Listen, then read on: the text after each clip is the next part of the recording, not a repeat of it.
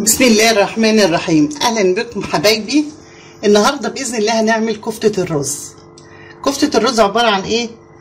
رز، كيلو رز. طبعا انتوا عايزين تعملوا نص تعملوا ربع، ده براحتكم كله. ده انا عامله كيلو رز، غسلته ونقعته لمده نص ساعه. بعد ما نقعته صفيت من عليه الميه ونشفته شويه وهطحنه في مطحنه الخلاط، المطحنه اللي انتوا بتطحنوا فيها الفلفل الاسود والكمون والحاجات دي. هنطحن الرز ده لغايه ما يبقى بودره، ومعاه كوبايه فريك. كوبايه الفريك دي برضو غسلتها ونقعتها وبرضو هطحنها في المطحنه. بقدونس وشبت وكزبره، بصل وتوم. طبعا على الكيلو الرز جايبه نص كيلو لحمه مفرومه.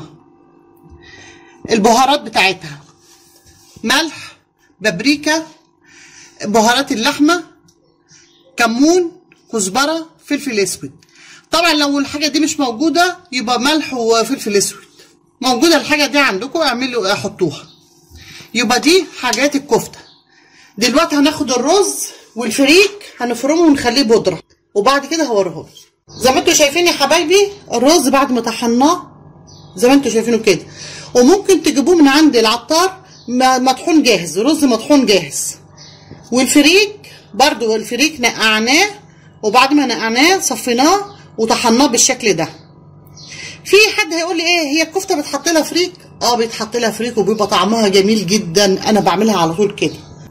حطيت معلقه كربونات صغيره مع التوابل والحاجات والملح والحاجات، في معلقه كربونات صغيره حطاها. دلوقتي هنعمل ايه؟ هنجيب الخضره نحطها بقى في شفشق خلاط، في كبه، زي اللي اي حاجه عندكم.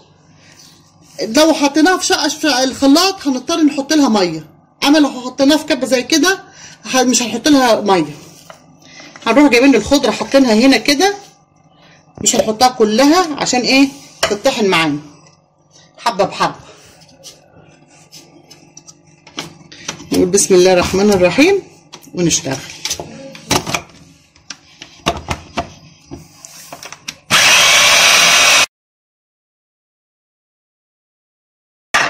طبعا ايه نقلبها عشان ايه ما يبقاش في حاجه في الجناب مش معموله بالشكل اللي انتوا شايفينه ده. بعد ايه ما اتطحنت اهي ادي الخضره، نجيب طبق ونفضي فيه ونطحن بقيه الخضره كده. طحنا ايه الخضره بالشكل ده. برضو نفضيها عشان نطحن ايه البصل. نحط البصل والثوم،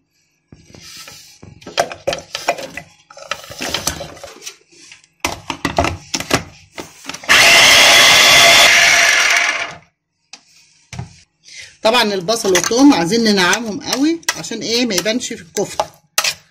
زي ما انتوا شايفين يا حبايبي بعد ما فرمت البصل والثوم هحط الخضره تاني مع بعض عشان ايه يتفرم كله مع بعض. بعد ما افرمهم اوريهم لكم بعد الفرم. زي ما انتوا شايفين يا حبايبي بعد ما فرمت الخضره مع البصل مع الثوم بقى بالشكل ده. هنعمل ايه؟ هنروح حاطين الفريك عليه، هنحط الفريك عليه ونطحن كله برضو مع بعضه واوريهولكم بعد ما يتطحن. زي ما انتوا شايفين يا حبايبي بعد ما حطيت الفريك مع البصل مع الخضره مع كله اتفرم مع بعض. هنعمل ايه؟ هنحط اللحمه جزء جزء، يعني حطينا حبه كده يتفرموا، وبعد كده هنكمل الباقي كله ونفرم اللحمه مع الخضره مع الحاجه. زي ما انتوا شايفين يا حبايبي بعد ما فرمت اللحمه مع الخضره مع البصل مع الفريك بقى بالشكل ده. هنعمل ايه بقى؟ هنجيب حاجه واسعه شويه نحط الرز عليه بالشكل دون. هنجيب التوابل، هنحط كل الحاجات دي على بعضيها هنا مع الرز وهنقلب كله مع بعضه كده.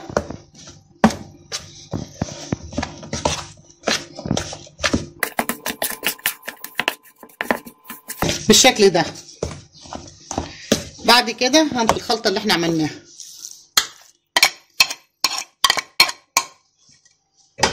ونقلب كله مع بعض.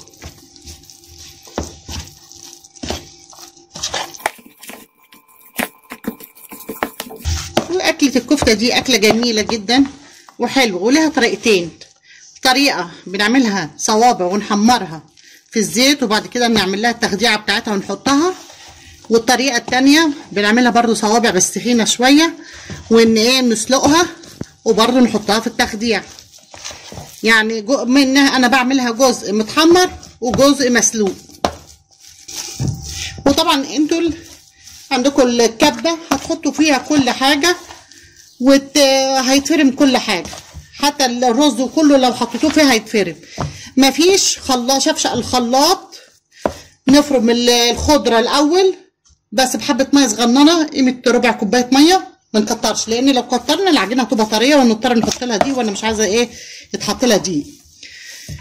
وتطحن الخضرة وبعد كده نحط البصل عليها ونطحنه، وبعد كده نحط الفريك برضه في قلب شفشق الخلاط كله مع بعضه لغايه ما كله كده، ونحط اللحمه حبه بحبه، وبعد كده الرز في الاخر نفضل الخليط اللي احنا عملناه على الرز.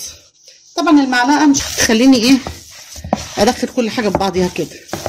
نقول بسم الله الرحمن الرحيم ونعملها. طبعا كفته الرز دي اسمها كفتة الرز ليه؟ لأن احنا مش عاملين على الكيلو الرز نص كيلو لحمة، أما لو كترنا اللحمة مش هتبقى كفتة رز. وبعدين لو كترنا اللحمة تفك مننا. النص بالنص، يعني الكيلو الرز عليه نص كيلو ايه؟ لحمة مفرومة. عملنا نص كيلو رز يبقى ربع كيلو لحمة. وهتبقى بالشكل ده حبايبي، بالمنظر ده كده.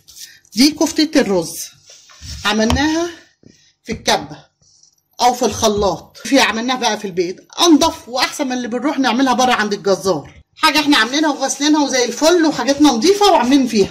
نعمل ايه بقى؟ نسيبها ترتاح شويه في التلاجة قيمه 10 دقايق ونصبحها ونعملها صوابع. زي ما انتم شايفين يا حبايبي، بعد ما ريحناها شويه في التلاجة هنعمل ايه؟ هنصبحها. هنعوص ايدينا زيت بالشكل ده كده، وناخد ايه حته كده صغيره على حسب الصبع اللي انتوا عايزينه. عايزينه صغير اعمله، عايزينه كبير اعمله كده. هنصبحها بالشكل ده كده، بس انا بحبها صغيره الصراحه. بالشكل ده حبايبي، ونرص في الصينيه. ناخد الحته نضمها على بعضها كده ونصبحها بالمنظر ده كده ونحطها جنبيها. دي الكفته اللي متحمره. بعد ما نحمرها بنعمل التخديعه ونحطها في قلب التخديعه. في كفته تانية اسمها كباب، ده احنا كنا بنحبها قوي زمان في البلد عندنا بنعملها. الكباب ده عباره عن ايه بقى؟ بنروح واخدين حته كده بالشكل ده كده كبيره شويه يعني، ويا دوبها نعملها بالمنظر ده كده، بالمنظر ده بتبقى يعني ايه تخينه شويه، ونروح سلقينها وبنسلقها بقى، ومع السليق بنروح بعد كده بنروح ايه عاملينها في التخديع. بتبقى جميله وخفيفه جدا، غير اللي متحمره بقى في الزيت وبنحطها في التخديع وبتاع. دي مختلفه. انا بحب الصراحه الكباب الحله ده الكباب ده انا بحبه قوي قوي، لان هي بتبقى مسلوقه ومعمول لها تخديع ناي في ني كده، بتبقى طعمها جميل جدا. بس اللي احنا النهارده هنعملها باذن الله هي الكفته اللي ايه محمره ومحطوطه في التخديع، برضو بتبقى طعمها جميل وحلوه بالشكل ده. هنعمل الصوابع بالمنظر ده كده.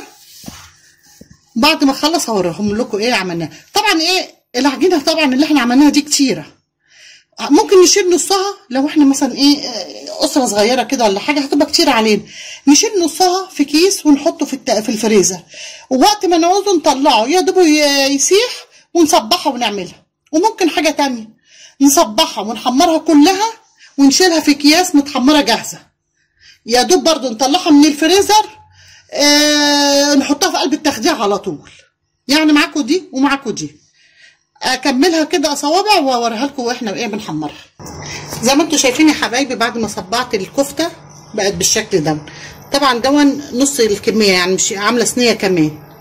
هناخدها حاطين الزيت على النار، اول ما يسخن هنروح محمرينها بعد ما نحمرها واحنا بنحمر الكفته خرطنا بصلتين زي ما انتوا شايفينهم كده، هنحمرهم عشان نعمل تخديعه الكفته. يبقى الكفته وهي بتتحمر احنا بنعمل التخديع. يبقى الكفته كده بتتحمر، هنروح جايبين على العين التانيه البصله نحمرها واحنا ايه واقفين. زي ما انتوا شايفين يا حبايبي كده حطينا البصله تحمر. اول ما لونها، انا ما بحبهاش تحمر جامد، اول ما لونها يصفر هنحط عليها القوطه اللي احنا طبعا عاملينها في الفيديو سوا، مسبكينها نص تسبيكه. هنجيب الكيس القوطه ونفضيها عليها، او ايه عندكم قوطه اضربوها في الخلاط وحطوها عليها. حبايبي البصله قربت تخش في الصفار، هنحط معلقه فلفل مطحون.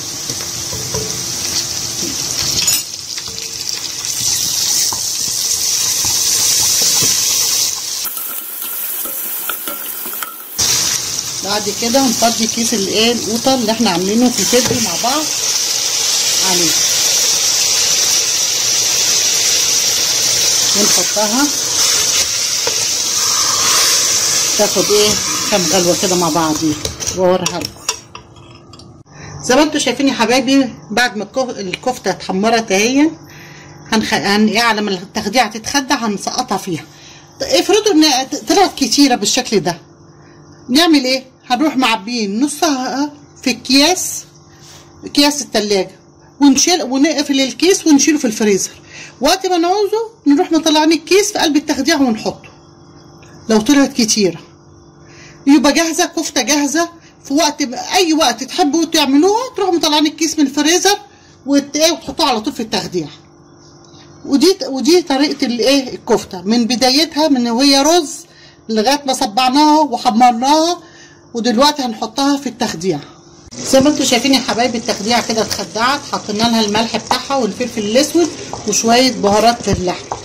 هنعمل ايه؟ هنحط الكفته.